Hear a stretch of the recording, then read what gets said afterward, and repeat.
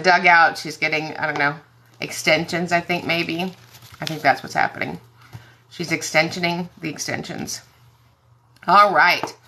Welcome in. Why did I say welcome in? Oh, I know it. Yeah. How are y'all? Good, good, good. We're back. Are we supposed to say that? We're back, yes. Invite your little friends in. So the great Shannon. Oh, look, the IEP investigator. Should I invite them to go live in the dugout? Okay, more likes can attract viewers. Keep it up. They're so nice to be on the TikTok. Okay. Oh, and then there was waving. All right, so Bonnie, you're first. I think you're first. Or Shannon's first. I'm first. I'm going to ask myself a question. Are you always like this? Yes. Yes, I am. Okay, I'm waiting for people to join, get the questions going. You could ask us a question that you get a lot as an advocate. What's the difference, Shannon? Okay. Do you want to ask me what the difference between an IEP and a 504 is? Just ask me that. Yes. Okay. What's the difference between an IEP and a 504? A 504 is a waste of good paper. However, you can take it and fold it up together and then put it under your Coke can if you're at a barbecue. An IEP is an individualized education program that provides the student support services, IEP goals, and really great federal protections. IEP is where it's at. Somebody said, I know the answer. Thank you. Oh, we're told now. Go ahead and ask your questions now. I like that. That's very official. They got the permission. So how would one go about getting their student evaluated to get an IEP? Yeah, so you just simply send an email. You don't have to send some formal letter from, the UN. It just says, hi, this is my formal request for my student to be tested for special education. Areas of suspected disability are learning, behavior, language, attention, social, emotional issues. We look forward to coming in and signing notice and consent. That's it. Now, once you've sent that email, that's written notification, and then they have 15 days to respond. Whatever you do, don't get lured into that, hey, you're in the car rider line. Come on in. We can talk about it. Stay in your car and keep your hands inside the vehicle at all times. Have you guys ever been lured in from the car rider line? Like, Miss Smith, do you have a second? Can you come in? Don't come in. Would you use a 504 if a student has a temporary disability like a broken leg? I wouldn't call it a broken-legged disability. I would call it an injury.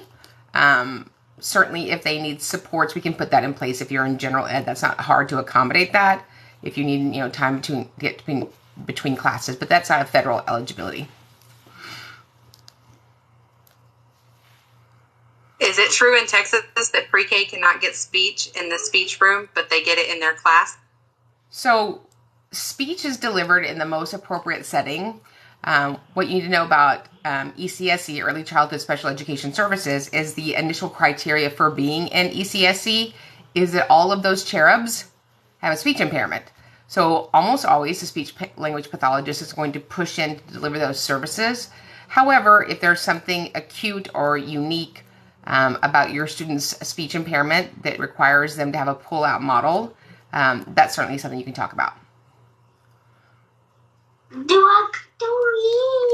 Exactly. That's exactly what I would have said. Nicholas wants to be on the live. What are you going to do?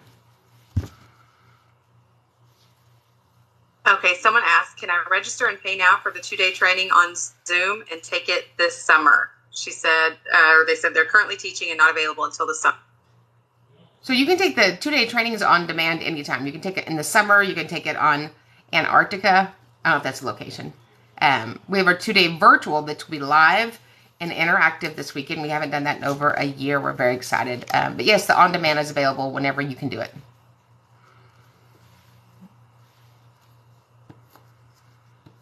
My child has level 3 autism, so they said he only qualifies for a 504. Can I still ask for IEP? I would say level 3. Do we just make it up? He's not like at a 3.6. I mean, what is this, a Richter scale? Do you have a disability, and are you in need of specially designed instruction, special education, and related services? We make it too complicated. So I have a disability, and that disability impacts me in general ed settings, and I need support IEP goals.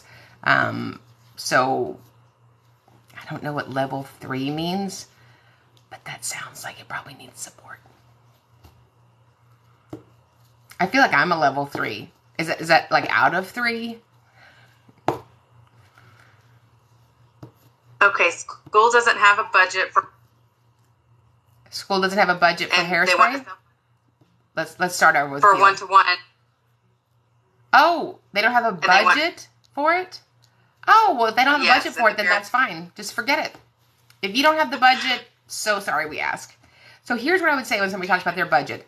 That is really uncomfortable for you to be talking about your financial situation in front of my client, talking about their child that has a disability. The federal and state law requires that you support that student.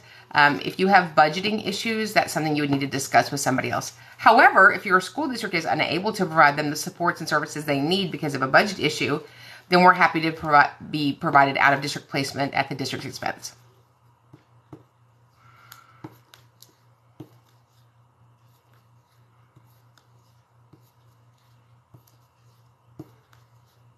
Okay, so it's just you yell at those children. Bonnie, now that your stitches are out, do you want to ask the next question? So let's try to find where Shannon left off here.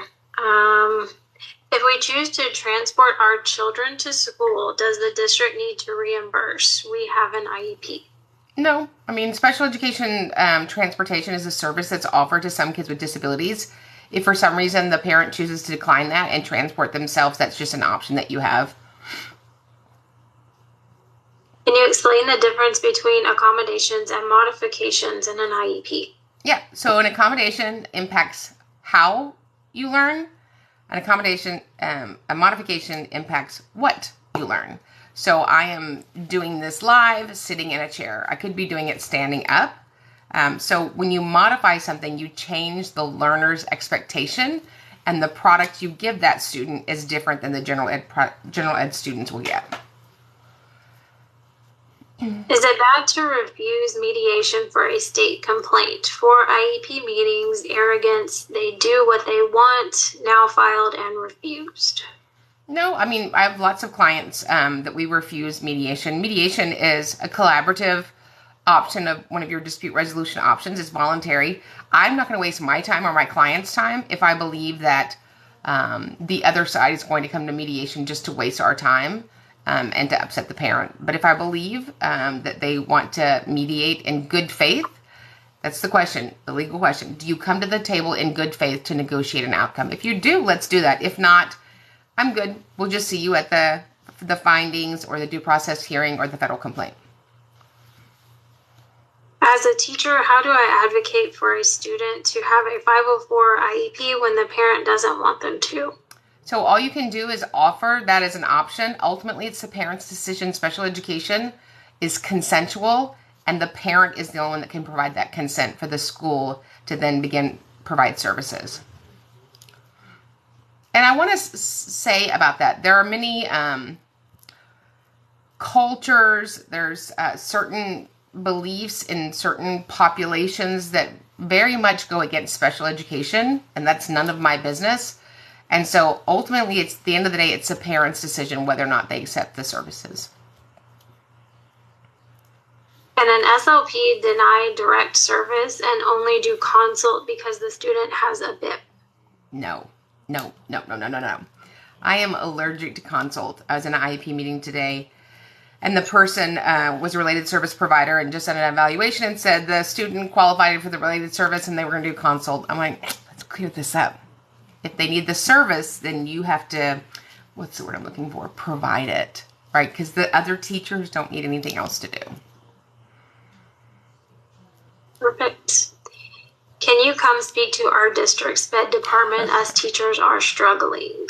Yeah, I do lots of professional development. In fact, in a couple weeks, we are going to the wonderful state of Wyoming to educate. It'll be myself and another TikTok influencer called the Kid with an IEP, that Kid with an IEP. So we're very excited to go to Wyoming and lasso the good news. I don't know if that's what it's called, but it's something lasso.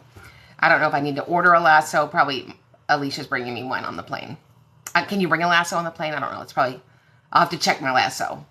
I'll put it in my bag. Then your checked luggage only. Checked luggage. Lasso, hairspray, you know.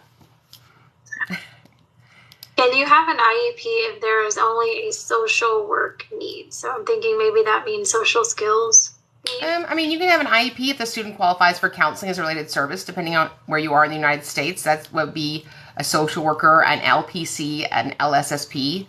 There's no quantifier of the amount of services you need. It simply says, am I a student with a disability who's in need of special education and or related services? So I've got lots of kiddos that have, for example, ADHD, and they have one IEP goal. So if that's the need, then that's how we address it. All right. What are the proper steps in order to learn to be an advocate? So you would want to align yourself with somebody that has really big hair and natural big hair. Find somebody that can train you. The reason that we started the Academy years ago was because there's no training out there.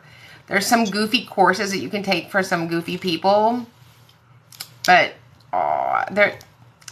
it's not really good, robust training. So we have the Academy, which is right after this, and we train every Tuesday night. We have for over 2 years on the federal law, the federal requirements. This is a little book that's available on our link, but this is a requirement that we follow this. Even today, I did a TikTok about, something that's in the law, 300.115, and I started out saying, I love how you guys like to disagree with me about stuff that's in the law, and you know what? Somebody had to get in the comments and go, well, that's not true. Oh my gosh. So we have so much training that's done at the break room, and he said, she said, telephone. You need to be trained about what the law is. The good news is the law is not negotiable, and the law doesn't move, and it's not much different than it was in the reenactment in 2004, which is almost 20 years old.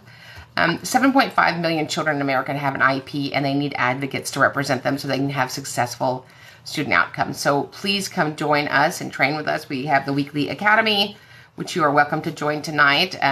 Alicia will tell you how to do that. Just when you go and register for the Academy, where it says, do you have a coupon? Click on that and put in TikTok Live in all caps. And you have a free 15-day membership. We have a 2-day intensive to train you to advocate for somebody or for a living. And then we have the professional mastermind, which is a game changer. It is indeed. Can a CSE chairperson continue with an annual review when a parent is super sick and asked to reschedule? So, I think it's just good manners to honor people that are not able to fully participate in the meeting. We get emails all the time as advocates that one of the school-based members is unable to make the meeting. We need to reschedule. The same courtesy needs to be extended to the parent. Now, if they're using that in every meeting, then that's different. But, there are things that happen. Life happens to all of us.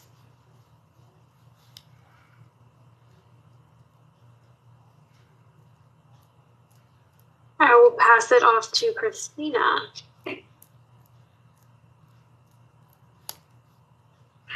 All right. If a student qualifies for OT but also needs accommodations for ADHD, would they have an IEP or a 504? So an OT is on eligibility. It's a related service. So first you have to have a disability, an identified disability on a 504 or an IEP. And then you are needing special education and related services. That's an IEP. But without the disability, the related service doesn't come into play. Okay. All right. How can I make sure that my child is actually receiving adequate services at school? So you build a robust IEP. We are charged with reasonably calculating and writing an IEP that enables a student to make progress in light of their unique circumstances. And at those meetings, I will say, I just want to let you know that Shannon will be picking up her students' raw data collection sheets at the end of every grading period. She bring you a VHS tape, a zip drive, a floppy drive? How would you like to photocopy that for her? Because I also need my clients to partner with the school to make sure that we're on top of that progress. Okay, I am a general education teacher in an inclusion class. Can you describe what an inclusion class should look like? What it should look like? So inclusion means that even though I have a disability, I have the ability to be supported and included in a general ed classroom with success. So inclusion doesn't mean that I'm in there. It means that I participate, right? So if I go to a restaurant and I'm sitting at a table with my husband and there's somebody 2 tables over, just because we're both in the restaurant, I'm not included. So I think a lot of times we think inclusion is we let a child with a disability come into the general ed classroom, and that is the highest form of seclusion. It often ends up being a classroom within a classroom because we have kids that just sit with their para at the back. That's not inclusion. So do I have access to the room, and am I included in what's going on in the room? Can I ask for progress data at any time for speech, or do I need to wait for progress reports to come out at the end of the grading period? I mean, obviously progress reports are a requirement. The federal law says that progress has to go out commensurate with when other kids get their grades. However, I don't think it's inappropriate to ask for updated data every 4 weeks. That way it doesn't get away from us. I love that all of you are yelling at all of your kids tonight. Makes me so happy. Right? And they're yelling That back. is called good parenting. You're not yelling at your kids. Where are you at? Like, do you have kids? We are working on speech goals. Oh, la la la la la. Speech goals. All right. Can a special needs child go all the way to 21 in the public school system? So if a child has a disability and they're in need of 18 to 22 services and they meet that criteria, yes. But those years from 18 to 22 are not to work on academics. They're not to work on, world history or long division. They're to work on those 3 other pieces, gainful employment, independent living, and further education.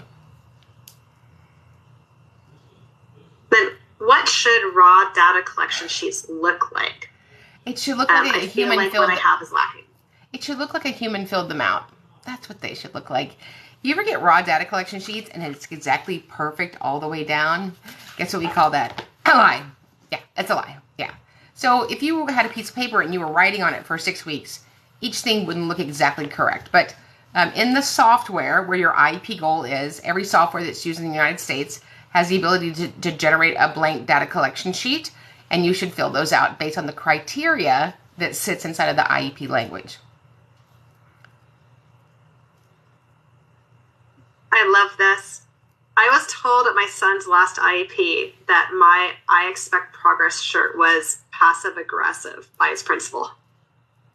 Oh, that's so nice. The real question is, ma'am, what size do you wear? And would you like a crop top or just backless? Right. My son's IEP was denied after after testing high for dyslexia. We had to drop the speech IEP and get a 504 instead. Is that legal? What? What does that mean? I tested high for dyslexia. Like you were on the roof? What does that mean? What, you're on a ladder? I don't even know what that means. You either have a disability based on criterion-based testing. If you have a speech IEP, you don't have to drop something to get something else. We call that shenanigans or lying. I just call it lying. And if you're going to lie, be good at it. For a student that is severely impacted by autism, what types of data are legitimate data that would help determine least restrictive environment for a preschooler going into kinder? Right. So the data is the student's unique circumstances, right? And that is the totality of how they show up in this world. In school, at home, in testing, functional needs, academic gains. It's the totality of all that. And so you know what the student needs because you presented the committee with a pristine, puffy, and prescriptive present levels. Most present levels smell like pants on fire. They stink, right? They're terrible. They mean nothing. So I should be able to pick up your present levels and find that kid in the class with somebody else even telling me. Most present levels give me no data to write the rest of the IEP. But that's how you're going to start a correct IEP so that the entire IEP is correct for that student. And then you would know correct placement. I like this. More data collection talk. Would you accept a progress report that says, quote, making progress and no other details? No, I like progress reports that say, we stopped taking data in November. I like that. Like, whew, that was a lot. We just put a pin in it. I said, why did you stop taking data in November? Well, we wanted to present new goals, but you wouldn't let us. I have all this power that I wield at IEP. I just stopped you, right?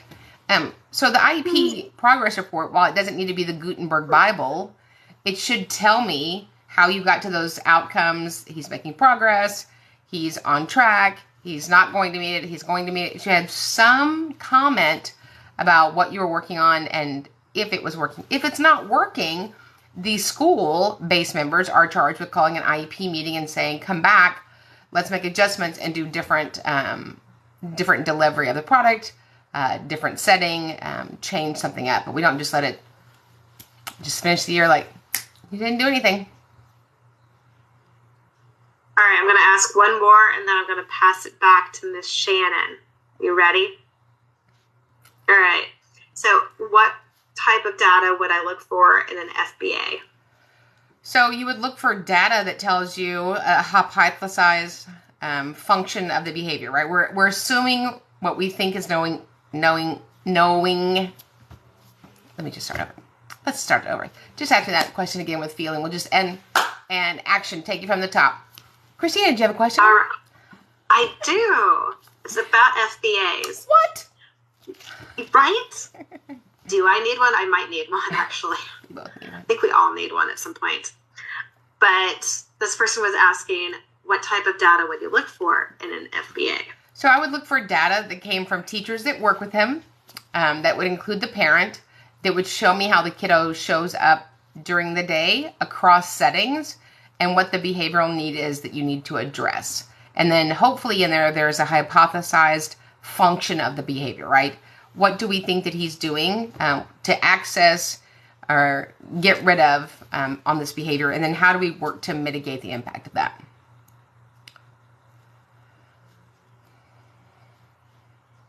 Can an SLP deny direct services to a child and only offer consult because a student has a BIP? Still no. That makes no sense. If a student has a speech impairment, which is an actual eligibility that requires related service, then we have to deliver that. This is not a, you take this and you lose this. This is not a buffet. What the student needs are delivered.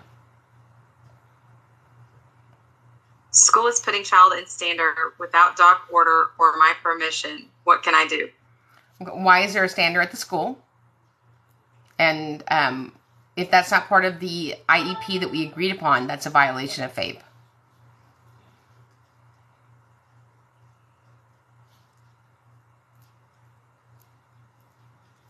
IQ tests at school went from 75 2 years ago to 85 now. Question mark. So I'm assuming, can that happen? Sure. So specific learning disability in math and autism. Yeah. So there's hundreds of IQ tests that you can get, right? If I give you the WJ4, the Woodcock-Johnson 4, that's probably going to produce the lowest scores because it's so language rich. Versus if I gave you the Kaufman, right? There are different instruments used for different outcomes. You could have a little bit of movement that wouldn't be unusual. So I wouldn't think 10 points was that big of a move. Can a school deny further dyslexia tests for a kid that has an IEP for general learning disorder? So general learning disorder is not a thing. I mean, I hear all of these names. So under federal law, there is a category called specific learning disability. And under there's 9 areas. If they're denying you a test, then they have to give you a robust prior written notice that has all 7 components as required under Part B, as in BAM, under IDEA. My child is high functioning. Can I ask that they not be in the classroom with the nonverbal kids? So it's my understanding that we don't talk about kids as high functioning, low functioning, severe. They're just children that have disabilities. And while I appreciate that we want to have the highest impact for our kids with a disability, and we were going over this last night in our mastermind, we don't use the B word in special education. We don't ask for best. We don't try to maximize their IEP. We provide them an education. They're going to be around children with disabilities and children without disabilities. What if you request an IEE and the school wants to do a conflict resolution meeting? I didn't know we had a conflict. So if you ask for an IEE, they either have to grant it or they have to file due process against the parent. I'm in one of those right now. It's fantastic. It's kind of ridiculous. Say with me, ridiculous. Because the money the school has already spent on the first phone call with the hearing officer, because you denied the IE, which is at max $2,000 in the United States, you've already spent that money on an attorney. It's really just bad manners. Bad manners. Progress report says, talked to teachers for data, no raw data for IEP. What should we do? I'm sorry, what? I didn't know talking was a data collection point, because then I would be like a professional data collector because I'm a talker. So if I can't graph it and I can't chart it and I can't project it so we can all see it, it's not data. Talking to somebody about something is not what I would call data. I can't find my keys half the time. There was a young lady that we are training, and her coworker said, "You don't have to take data. I keep it all right here." That's a problem, because you take federal funds to not keep it all right here. What can I do if our local school claims they can't accommodate my child? Great. We're happy for you to pay for out-of-district placement. Can the school ask a parent to give them a copy of their child's ABA plan? I'm always going to make my client provide whatever data will be helpful to the IEP team. They don't need a set of their Easter pictures. They don't need to have a map for the scavenger hunt they went on in Disney World. But if there's data that I believe will help the IEP team make decisions, then let's do that. While I love ABA, it's a very different model, which is not usually delivered in a school setting. Very, very different model. And so if it's helpful, then yes. But if it's going to be used to get you, then no. How do you keep your composure as a parent when the ARG committee is teaming up on a parent? So this is what I do for a living. I'm sure that if you'd seen me a few years ago in my son's IEP meeting, I was a peach. So my job is to represent them, just like if you were in a legal setting, there'd be somebody representing you in court. My job is to say child-centered focus, but I certainly don't let school-based members purposely and be rude to my client. If they do that, I'm certainly going to address that, any more than I would let my client purposely be rude to a school district, which I've had that as well. So these meetings are emotional, and I understand and appreciate both sides. But at the end of the day, we have to reset, refocus, and provide the student what they are required under state and federal law, which there's never been a pass for.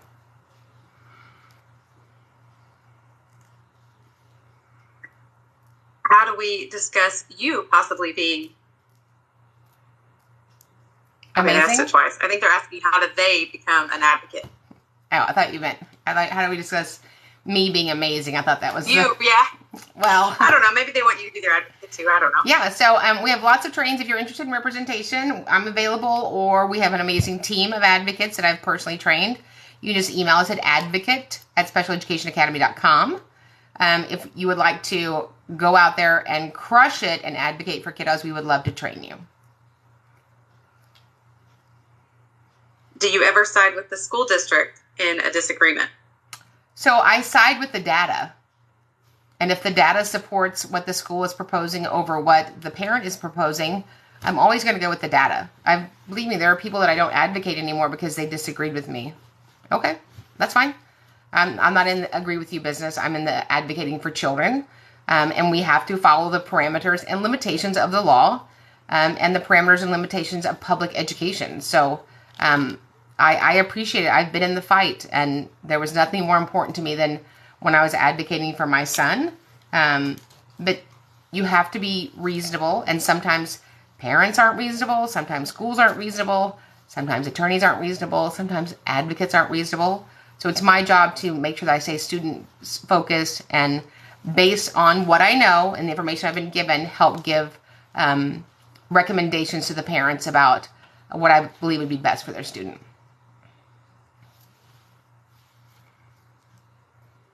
Next steps when child has reading and math intervention since second grade and their level is still low. I don't know what the current grade is, though. So, Tiffany, can you tell us what the current grade is?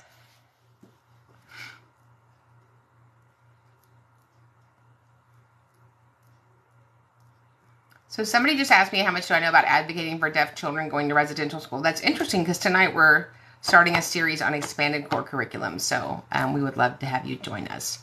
So if you've had an intervention for a child, whether it's IEP or 504 or RTI or MTSS, and nothing's changing and there's not movement, then you have to do something different. It's not just going to overnight change.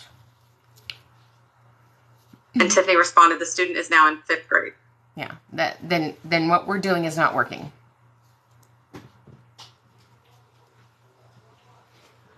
My son has an IEP, but the school has no proper placement. What should I request? Out of district placement. And I'll ask one more and then pass it on to Bonnie. Is it acceptable for staff at the school to not know your child is on an IEP? Well, it's illegal. So I find things that are illegal not acceptable.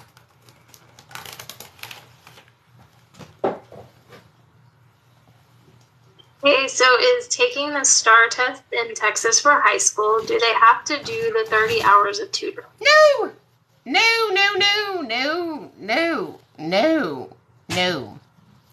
The school has to offer the 30 hours. I'm sure that's not exactly what they said to you.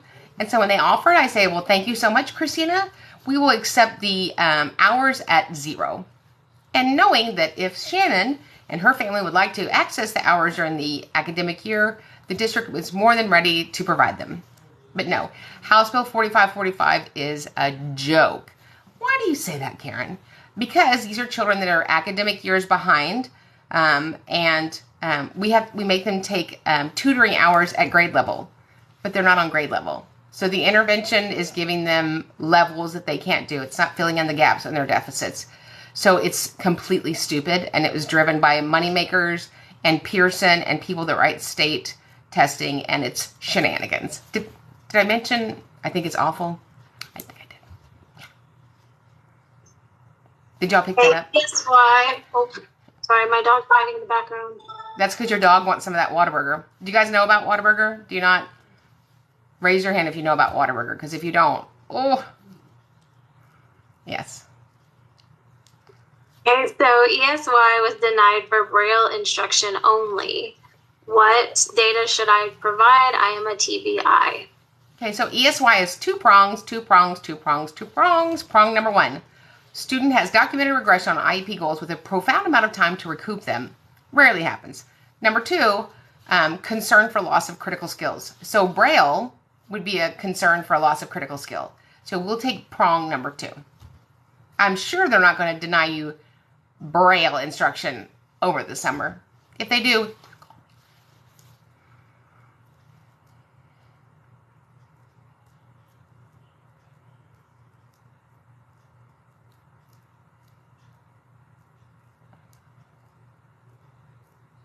okay, so I'm going to answer a question because you're muted. So it says if 30 hours isn't helpful and we don't want to do summer school, then what? Then you just pass on it and let your kids just be children over the summer. Just let them be little humans. Or as my grandmother said, let them go outside and the stink blow off of them. Right? We don't just need to keep educating and tutoring and come in early and stay late. Just let them be children. Okay, so this one says accommodations are not being implemented, but the school and the teachers say that they are. What can she do about that? If you believe they're not being implemented, I would file a complaint with the U.S. Department of Education Office of Civil Rights. Okay, can a district deny a one-to-one if the teacher and therapist are recommending it? The school can deny anything. It's amazing what I've seen denied over the years. And then if that is the case, you'll have to, utilize one of your 6 dispute resolution options. And an autism diagnosis automatically qualify for a 504 or an IEP? It doesn't automatically qualify you for anything. Having a disability doesn't automatically qualify you for anything. So there's 2 prongs, right? So 504 says I have a disability and I'm in need of accommodations. An IEP says I have a disability and I'm in need of special education and related services. So there are people that have disabilities that need neither of those. Transitioning from ABA to public school, any recommendations for an IEP? Well, you're going to a very different setting where it's not one-on-one, and it's not one-on-one. So I just make sure that you have a very robust IEP that's going to address his needs. If you can, I would have somebody from the school district at least observe him in the ABA setting. School says child has to advocate for himself to receive his accommodations on the IEP. What do we do? Wow. So the child with a disability has to ask the school, who takes state and federal funds, to do their job and not violate his civil rights. Yeah, not true.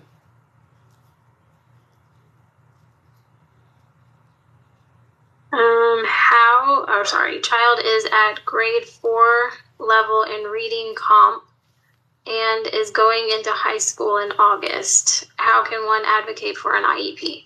So, you advocate for an IEP by first asking for special education testing.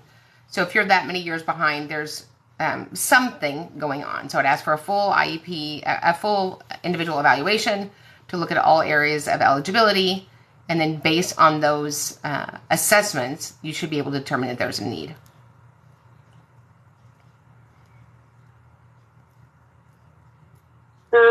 School wants to self-contain, not to try to offer more support.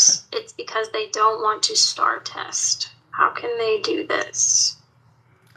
It's amazing what they can do. I sat in a meeting the other day where 5-year-old has been suspended 11 times.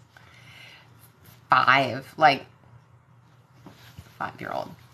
Whenever, unfortunately, a bad business has something in their mind and they're set to do it, they do it. And sometimes there are bad people that shouldn't work at school districts.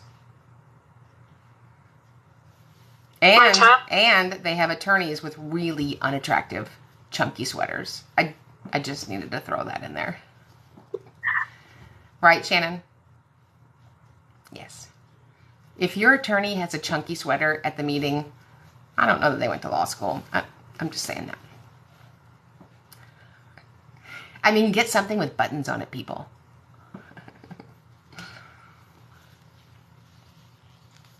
What is required in an ARD for the committee to go over? So an ARD is only in Texas. That stands for Admission, Review, and Dismissal. That's what we call our IEP meetings. And it depends on the meeting that was called, right? Or if you're in an MDR, if you're in a dismissal, if you're in a graduation, if you're in a transition, if you're in a transfer, if you're in a read, it depends on the type of IEP meeting you were invited to. So it's very important that when you get that notice, you look at the top. Is this a brief? Is this a review? Is this a revision? Is this a just take up 2 hours of my life that I can never get back? Sometimes that should be the name of it. Just 2 hours of your life that are gone. Look at Christina's face. She's like, yeah, I've been to those meetings. Christina, are you in a tent? It looks like you're in a tent. Yes, I am in this wonderful tent that goes around Nicholas's mattress, so he is safe. Okay, so he's not rolling. Got it. No, he's not rolling and escaping, and yeah, so we're just hanging out. He's not rolling in the deep. Got it. Mm-mm. It does. They're all right behind me. It looks like she's camping. See, I feel better that she's actually in a tent. We just got the grandchild a tent, and he is like, Gigi, lay down. I'm like, oh, Gigi's not going to mess up her hair. But Paw, he laid down. I'm not doing that.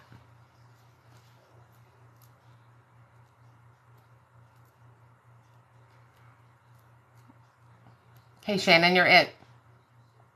Okay. If committee requested autism testing, how long does it take to get results? It depends on what state you're in. Testing can be as brief as 30 days and as long as 60 days. What happens if your student refuses an accommodation? Then you need to chart that, right? I can't make you put your glasses on. I can't make you take a break. I can't make you receive oral admin. So that happens. So that's the reason we track accommodations. Are they used RE, routinely and effectively? Say it with me. Routinely and effectively. And if they're not, then let's get rid of them. I'm going to answer this young lady, Neen XOXO. No pass, no play is being implemented even though accommodations are not being implemented and failing. So if you believe that your student is going to have a possibility of not passing their grades and they have an IEP, you can put in the IEP that they are exempt from the no pass, no play rule as long as they are making progress on their IEP goals. She just asked a bunch of times, so I wanted to answer it. 15-year-old student at 18-month level, parent doesn't want placed in life skills. Lack of resources. Right, and recommendations. So here's the thing. Public school, it's not, it's not the Ritz-Carlton. It's public school. And there's about generally 3 settings in public school. Generally. We have general education. We have special ed classes that are for kids that are a few years behind academically, resource rooms. And then we have alternative settings, which are called life skills. I wish there were 50 settings. There aren't. It's not a perfect system, but it's the only special ed system in the world that's federally funded. And I have kids all over the globe that are in different settings, and that's a totally another conversation. Okay, and this one's been asked a couple times by a couple different people in different ways, but this person has a IEP meeting Friday and they haven't received the invitation yet, and then someone else said that they got their invitation 24 hours prior to the meeting. So an invitation is not the notice. So you might get the invitation, Bonnie might go, oh, here's the link since we started 12 minutes ago. Did you need that? Yeah, I need the link. I need pancakes and a sausage link. Ba-dum-bum. So it doesn't matter when you get the invitation. It matters when you got the notice of the meeting. So as long as you got the notice, then they're in compliance with 5 days written notice. But I just email them and say, Dear Muffin, would you be so kind when you're done watching Yellowstone tonight to send me the link for the meeting at 7:15 in the morning? I have one at 7:15 in the morning. I do. What is a manifestation determination? So an MDR is a manifestation determination resolution meeting. And so we're asking 2 questions to the committee. A student has had an action that required consideration for discipline. And so the first question to the committee, is the action a result or related to the student's known disability? Number 2, or is it a result for the IEP not being implemented? So today I won't tell you where. It starts with the word another state. The answer to both of those questions was yes. That it was a manifestation determination of his disability and the school didn't implement the IEP. But other than that, they did a great job. I'm going to answer this one question. Are direct instruction SPED, not self-contained rooms, considered resource rooms? They could be. That could be a behavioral room. It just depends. But a resource setting is for kiddos that are behind academically. It's all disabled peers. And they're many years behind, and they're working on those deficits. Yes, I would love to be on a video at your kid's IEP meeting. I come to screens all over the place. So let me tell you what happened today. So this lady, she's like this the whole meeting. I said, is it possible that we could see the other miserable people in the meeting? I didn't say that. I said, is it possible we could see all the people in the meeting? Well, this is my computer. Is it? So, and we can't do that. I said, we do it all over the nation every day. Okay, hold on. And then they put a computer in the corner. Ma'am, we had Johnny and Amber on Zoom. I feel like you can get this done. Don't you? Yeah. And listen, this looking up at somebody's nostril cavities, unless you're a dentist, it made me uncomfortable. I'm just saying. I'm just saying. Can a child qualify for ESY during initial IEP evaluation before even starting preschool? Sure. So if we know based on the acuity of their disability that they're going to need services over the summer, let's say that we go in tomorrow and Christina's little nephew is 2.99 years old, and he's going to start his special ed tomorrow. And we know based on the acuity of his disability that they are going to need ESY. You have to address ESY at least in their annual IEP. So your initial IEP would be an annual. So it's yes. Oh, you want to hear what else I heard this week? So I'm not kidding. ESY is for kids that are really, really disabled. Oh, not just like one really, but like really times. And she goes, you know. I don't know, ma'am. She did, though.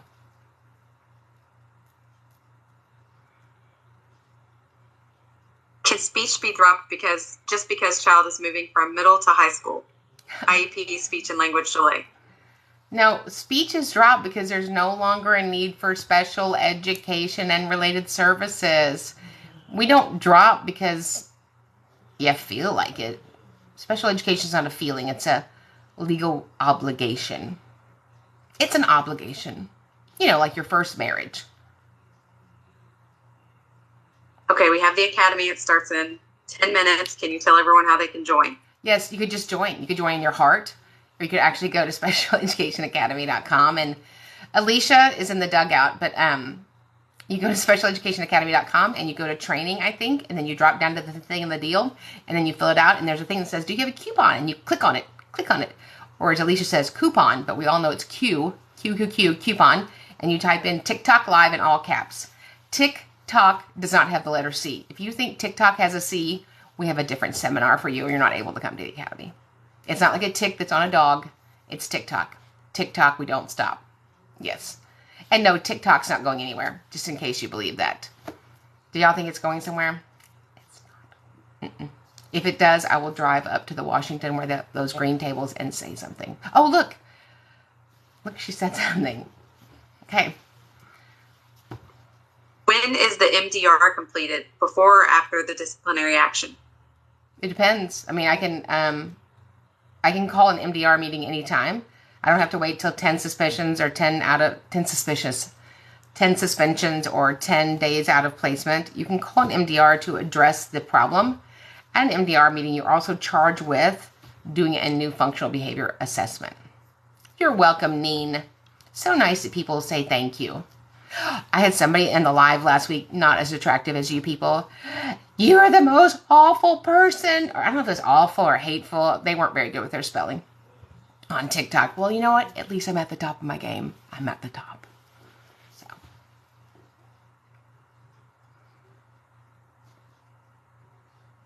Why would you have to? Hang on, it moved on me.